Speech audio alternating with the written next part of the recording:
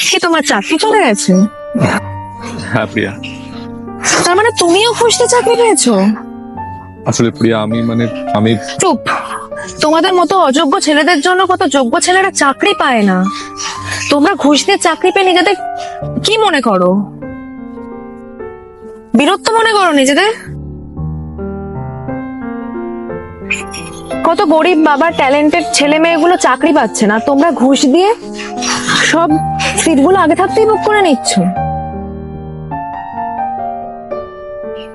এই রাজ্যে কত ছেলে মেয়ে বেকারত্বের জ্বালায় ভুগছে, কত ছেলে মেয়ে সুইসাইড করে নিচ্ছে। হ্যাঁ জানি প্রিয়া, কিন্তু কি করতাম বলো, আমার কোনো উপায় ছিল না। বাড়ি আমাদের শর্মা, আর এই সমাজ আমাদের বুকের একটা লোফা আর বেকারত্বের ছাপ লাগিয়ে দিয়েছিল। তখন কোনো উপায় ছিল না আমার কাছে। ওই সময় একটা চাকরি আমার খুব দরকার ছিল, কারণ তখন তো আমি খুব বেকার ছিলাম, তাই না? সেই জন্যে। আর এই ঘুষ দেওয়া ছাড়া কোনো উপায় আমাদের ছিল না। আর ওরাও ঘুষ চেয়েছিল, আমি ঘুষ দিয়েছি। এই সমাজে চাকরি যদি না পেতাম, তাহলে এই সমাজে আমার কোনো দাম থাকতো না।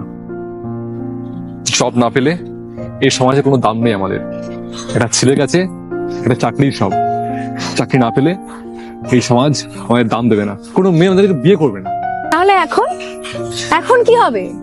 এই তোমরা যারা ঘুষ দিয়ে চাকরি পেয়ে বিয়ে করেছিলে, তাদের কি হবে? তোমাদের চাকরি চলে গেছে। তোমাদের কি না, যারা ঘুষ দিয়ে চাকরি করেছিল তাদের আবার ঘুষ সমেত চাকরির টাকা সব ফেরত দিতে হবে। আর চাকরিটা তো থাকলোই না। তাহলে এখন কি করবে? তাহলে কি হবে? এখন তো তোমাদের সবাইকে যত টাকা মাইনে পেয়েছো, সব টাকা ইন্টারেস্ট সহ ফেরত দিতে হবে, সাথে চাকরিটাও। তোমাদের চাকরি আর নেই, ভাবতে পারছো? কিন্তু প্রিয়া, এতে আমাদের কি দোষ বলো? সেই তো, তোমাদের আর কি দোষ? কি বলতো, এটা তোমাদের কোনো দোষ নেই।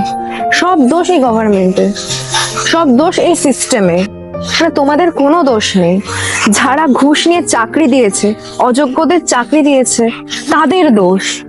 এর জন্য হয়তো যোগ্য ছেলেরা সমাজ থেকে হারিয়ে যাচ্ছে, তাতে কোনো অসুবিধা নেই। তাহলে আর কি, ভালো থেকো। আর যদি পারো নিজের যোগ্যতায় চাকরি অর্জন করো। আসি তাহলে।